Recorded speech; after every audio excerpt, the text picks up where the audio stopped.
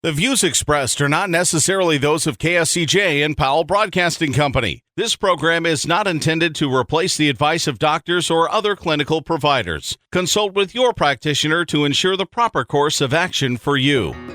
Welcome to When Things Aren't Going Well on AM 1360, FM 94.9 KSCJ. This program is dedicated to your mental health wellness and brought to you by Family Services, a United Way partner agency. Here's your host, Art Silva. Good morning, Siouxland, and welcome to When Things Aren't Going Well. This show is dedicated to your mental wellness and how you can help yourself navigate the daily highway of life. We hope to educate and motivate you to help improve your mental wellness environment. I'm Art Silva, and our show is brought to you by Family Services, a United Way partner agency serving the Siouxland community. Joining me today is my colleague and co-host, Brenda Geisinger, Chief Operating Officer at Boys and Girls Home and Family Services. Good morning, Brenda. Good morning. And how are you this morning? I'm good, and you? Let me check. 10 fingers, 10 toes. I'm okay. I got all the pots, so here we go. Well, Brenda, it's back to school, Mom. Amen. Would you please introduce today's guest and topic? Christy Spicer is with us today. She's a family service therapist and also a certified play therapist. Welcome, Christy. Good morning. Morning, Christy. Welcome to the show, and thank you for joining us. We have a great topic today on going back to school, whether it be school or college.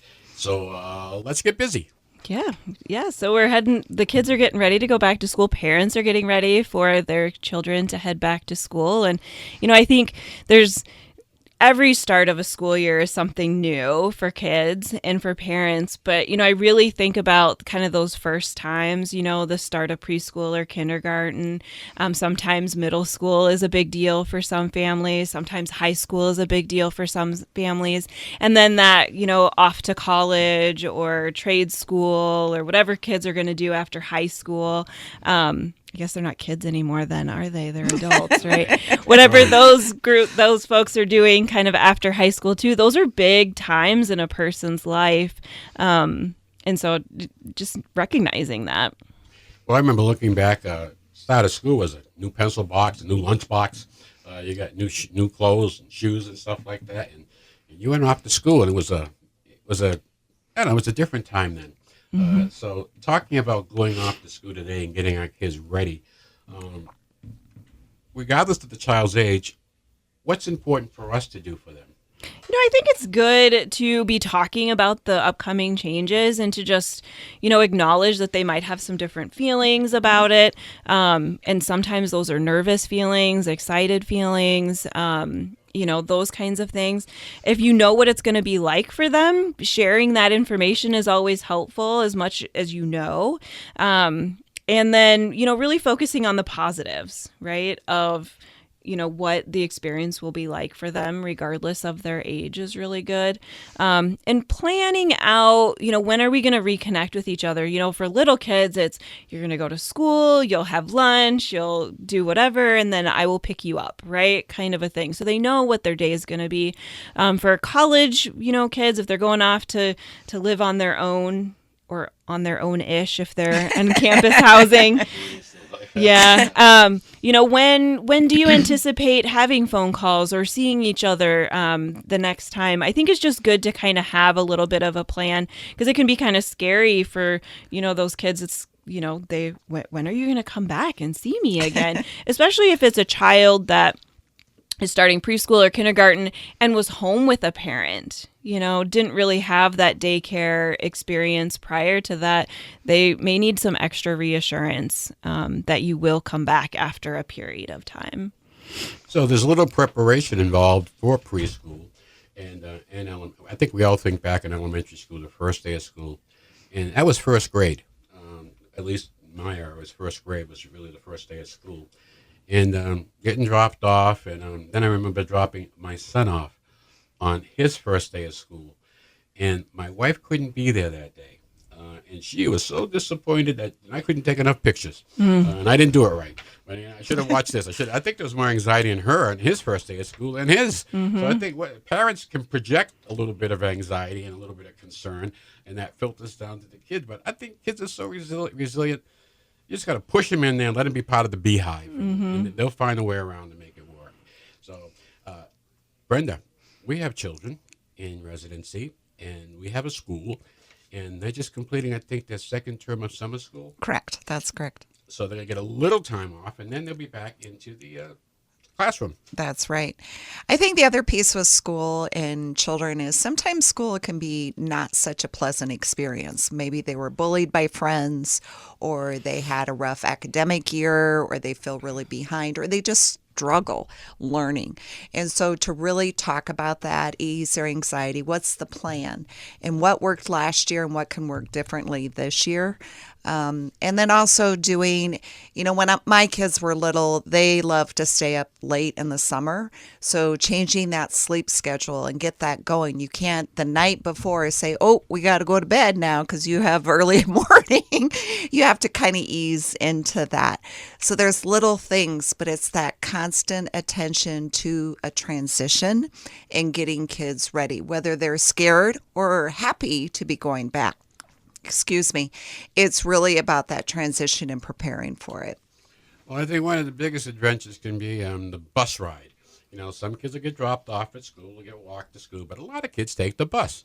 And the bus can be exciting. The bus can be fun. The bus, I'll tell you, have you had any experiences with kids on buses, either missing a bus, getting on the bus, or... You mean my own experiences Yes, with that? Because I was a bus kid growing up, and I was too, Christy. That's how I got my homework done. And I think that's another thing to prepare kids for, because, you get to go to open house before school starts, right? They get to meet their teacher. They get to see where their desk is and their locker, and if there is a locker, right? They get to learn all of these things. But the bus is going to show up wherever the bus shows up to take them to school, and then they're going to get on that bus, right? So it's another thing to just talk with them about and share as much information as you can. Because I know when I was young and getting on the bus, I was a farm kid. And so there were high school kids on that bus. So there was high school and middle school and elementary. Like, it was the whole K-12 experience on that bus. And so I don't remember if my parents told me that or not, but I think it's good to be talking about that there will be older kids. And my parents knew who the bus driver was ahead of time, so I was able to share, your bus driver's name is this, right? So if you know that stuff, that can be really helpful to share too. I think it's also kind of, again, with my own children, I reminded them when they were older to help the younger kids. And remind them, remember when you were in kindergarten and you were scared getting on that bus? If you see someone, say hi, reach out to them. So again, teaching that community aspect of being on a bus and taking care of the little ones as well. Yeah, it's a real good point. We look out for each other. I'm Art Silva, along with my co-host, Brenda Geisinger, and our guest, licensed clinical therapist, Christy Spicer, and you're listening to When Things Aren't Going Well. So we're talking about back to the new school year, and okay, moms, I'm going to lay it on you two ladies right now. I'm just going to say this. Try not to cry, okay? at dropping them off and on the ride home, okay? Try not to cry. Can you give us some advice in that area? Well, I think it's this idea of how do you want your kids to approach a situation, right? We had talked about that a little bit earlier. And, if you're really upset, they're more likely to be like, oh my gosh, if my mom thinks this is a big deal or my dad thinks this is a big deal, this must be a big deal. Whereas if you are like, I'm happy for you, you get to go do this, but also knowing your kids. And sometimes you might need to keep your emotions pretty low key if you have a child that, really is really in tune with you. You might have to think about that and then know that you can then take care of yourself afterwards. So if you're dropping your child off and you hold it together, do the quick drop off. It's better for everybody. If you can sort of say, you're going to have a great day. I'll see you tonight, right? Reassuring that reconnection's going to happen. Off they go. And then if you need to have your cry or whatever after that, you can do that at that time. And I think it's important too to then know what you need as a parent after that drop off, after your child's going off that first time. Are you going to be able to go to work that day? Do you need to take the day off? Is it a day that needs to be full of activity, or do you just need it to be low key for yourself as well? And so just kind of knowing that about yourself and having a plan I think will help too. You mentioned something earlier, Christy, that I see real important right now, and that is reconnect with your kid, your child, at the end of the day. So when that school bus pulls up, that reconnect part happens with you and your child. And that's a good time to talk about what happened that day, how they're feeling, and welcome them home. Yeah, absolutely. I think some kids might be on overload after that first day especially, so be aware of that. You might ask them, how was their day? And they're like, Fine. fine. Or they might sort of stare at you like, and it's not them necessarily not wanting to share information. It could just be literally they can't put anything to words yet, and they need some time. I think for a lot of kids, they almost need you to be like, I'm glad to see you. Let's get home and have a snack, and then maybe ask about their day when you get to dinner time. After they've had some downtime, they've gotten to relax a little bit because they might have a little bit more to share with you by the time you get to that point in the day. Well, we're coming up on our break right now, so continue to enjoy the dawn of another beautiful day. We'll be right back with more When Things Aren't Going Well right here on 1360 AM 94.9 FM KSCJ. Let's face it, that happens to all of us. However, the pandemic has compounded all of our lives and activities. Even the simplest tasks seem harder. Hi, I'm Brenda Geisinger, the Chief Operating Officer at the Boys and Girls Home and Family Services. Family Services is a United Way partner agency serving children and families of our community, and we're here to help. If you'd like to learn more about Family Services, please contact us via email, website, Facebook, or phone Mary Pickens. At Family Services, we change lives. Welcome back to When Things Aren't Going Well on KSCJ. Here's Art Silva. Welcome back to When Things Aren't Going Well. I'm Art Silva along with Brenda Geisinger and our guest Christy Spicer. Let's continue our discussion on preparing for the new school year. Okay, let's change our focus and discuss the start of college. Christy? Yeah, so, you've gotten your child through high school, right? Everyone celebrates. You got them through that. And then a lot of students make decisions to head off to a 4-year college, a community college, or a 2-year a trade school, right? So they're ready to go. A lot of times then they're leaving home to go live somewhere else as well. And so I think it can be a really exciting time, kind of a scary time for both the child, but also the parent. But really recognizing it's kind of their next phase of life is getting started. And we really should be celebrating that in lots of ways. Preparing for college, we have a role as a parent. What should we be doing as parents, getting our children ready for college? Well, hopefully you've kind of been doing that since they were, what? Okay, here we go. We're going today. 2 days old, maybe, right? And I joke about it, but not really, right? Because you've been working as parents to instill your values, to teach them responsibility, to teach them all those life skills along the way, right? So hopefully you haven't gone, oh my gosh, they graduated from high school. It's May 31st. They're going to college here on August 10th. I only have this amount of time to teach them everything they know. Hopefully you've already been teaching a lot of these things. And so remember that you've been doing a good job. You've been working hard with them.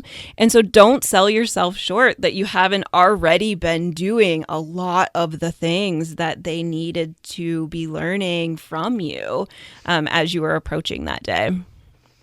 So this is where parents have to step up right now and understand that college process, translate it, and then be able to help your child. You can ask them the questions that they should know answers for. At least you can highlight the topics that they need to be aware of that might be new to them. So I think getting ready, it's exciting. It's anxious as a parent. Move-in day. Try not to cry. And I just think there's a lot going on in a person's life, taking that new step in their life. I'm on my own. Mm-hmm. Kids in high school and in middle school, they come home. I'm on my own. Mm-hmm. And that can be among your own siblings, your own children, that can be an issue. Mm-hmm. It's really this balancing of them being independent, but yet still wanting you to be a parent, other than opening up your wallet, and getting them to learn how to think ahead and prepare. So do you have, for example, the medicines that you need if you have a cold or a headache? What are you going to do about this? Do you know the campus map? What are you going to do about safety? And asking them questions, but letting them come up with solutions. And then you can have a discussion. And where do you go from there? Well, how important is the roommate? What? Well, it's important. I think the roommate is important, but I also think that, going off and having that roommate for the first time is an incredible time to grow as a person. You learn so many things. And so, and remember that this person doesn't have to be your best friend, right? The roommate does not have to be your best friend. Correct. It doesn't have to be a person that you want to eat any meals with, right? It just has to be a person that you can sleep in the same space with. And that's, right? Wait a minute. Now, Christy, on that one, I wouldn't make it, because I would kind of like bring my roommates going to do everything. We're going to have a ball. And he's gonna have my back, which is okay. That's you okay. can also have that with a roommate. You can also have that. It compromises you sometimes, but what the heck? Yeah, but I think it's that you don't have to be best friends. Right? But you can be best friends, right? Yes. I know some people that when they go off to college, that first person that they're roommates with who they never met, before that first day, they're roommates for their entire college experience and then continue to be friends after. Those experiences happen. And then there's also the ones where like, well, that was a semester and I have done everything I need to do to have a different roommate. Those things come up, but I think that those are good life skills that, and people will learn and navigate through those things. Well, I was playing ball in college, so I'd come home different hours. And my roommate, I love the guy, Eddie Shockrow. Eddie, if you're in a listening area and you hear this, give me a call. I doubt it. But Eddie Shockrow was my roommate. I call him Eddie Lysol. He would spray everything in the room, the phone, everything. And this is 1968. It wasn't COVID or anything. He was just one of those germophobic kind of guys. It didn't work. But we split in a nice way. Eddie, you got to find a new roommate. This, and you work it out. Mm-hmm. But I like to find people that I know I'm going to be with, like interests. I'm a social person, and it's really tough when you get someone that really doesn't want to give back to you. So those are adjustments, and I only bring it up because a lot of times I've heard discussions on roommates, and it hasn't been good. It can be the trying thing, or it can be the excuse why I don't want to go or do this, etc. So there's a lot of got to get through the weeds there and find out what the real issue is with kids and their roommates. Yeah, and I think that parents have an opportunity to help their children kind of through that and help navigate it, and not necessarily solve it for them. I think kids going off to college, parents get to take on some different roles with them when they are living elsewhere, and parents can become more like mentors or coaches, if you kind of can think of it that way. So you don't have to solve all their problems for them. It's an opportunity for them to figure some things out, and how are they going to do it? And you can be there to support them, lead them, guide them, but not always going in and trying to solve the problems for them. Something that has really changed in the last few years is campus safety. Any comments on campus safety? I think it's what every parent wants to know about, right? I think it's critical. I mean, just to be aware of it, what is offered, and that you have that discussion. If there is a safety concern, what do you do? How do you address it? Where do you go? What are the safety nets that the campus has in place? It's just critical you have that conversation and know the ins and outs of what's offered and what you can do and how to keep yourself safe. So and well, too. I right. think about, what facilities are available as far as, physically taking care of yourself. Is there a campus doctor, campus nurse, or health center or something like that, too? Mental health services. Services. And how do you access those? I think everyone has different things that they would want to make sure they understand and know about before they go in for that first day on campus. And, most places do a really good job with orientation and sharing all of that stuff. So as a parent, go to those orientations that are offered for parents, because then you know what you need to know as your child might be coming to you. But also encourage your child to go to those orientation activities as well. Not only do they get to meet people and start to form their own friendships, being in this new place, but they also get to learn those things that are going to be valuable to them throughout their time on that campus. Vern, I got a question for you. And I think every parent at home that's had a kid come home for college, what are the new rules, huh? What do you find out? Now they're home for the first time and they've been living on their own. Yeah, it's a readjustment of their back, and they're used to living on their own, and now you're back together, and they want you to be, per se, a mom again, do my laundry, do my dishes. So it's an adjustment, whether it's a short break that they have or it's for the summer. And again, it's just navigating and having those conversations. This is what I'm going to do. These are my expectations. Yeah, you're not in college and you don't get to stay out till 4 a.m. and come home and make a mess. Some families may be okay with that. But again, you're cohabitating and you got to figure that out. It's something that, is there. We all handle it differently, but it has to be addressed. Go on, Kristen. I was going to say, I think one thing, too, to plan for that first visit home is, when is that first visit home going to be? I oftentimes, when I'm working with a college-bound individual, I say, don't come home the first weekend. You need to stay there the first weekend. And I think it's good for everybody, even though sometimes that first weekend might be Labor Day weekend. So it's a holiday and you got an extra day. But I encourage, get settled, right? Because you are going to feel some probably homesickness, right? And your parents are probably going to be like, I want my baby back.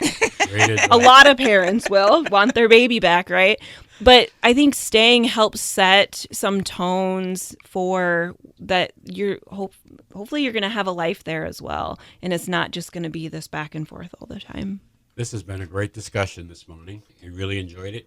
Christy, thank you for sharing your expertise. Brenda, thank you. We're coming up to the end of our show for this week, and we want to leave you with a little humor for your mental wellness. So here's our weekly joke. Parent, what happened at school today? Child, in class we played a guessing game. Parent, but I thought you had a math exam. Child, that's right. Thank you, Brenda. Thank you, Christy. And also thanks to our listening audience. Shout out to all football fans. The Hall of Fame game starts the NFL exhibition season. Next is college football. Be still, my heart. We'll be back next Saturday morning at 7 a.m. right here on 1360 AM, 94.9 FM, KSCJ. Your homework this week is to go out and have a good laugh. It's good for the soul. Have a great week, and may the sun shine on you. Happy trails to you until we meet again. Happy trails to you. Keep smiling until then. Happy trails to you till we meet again.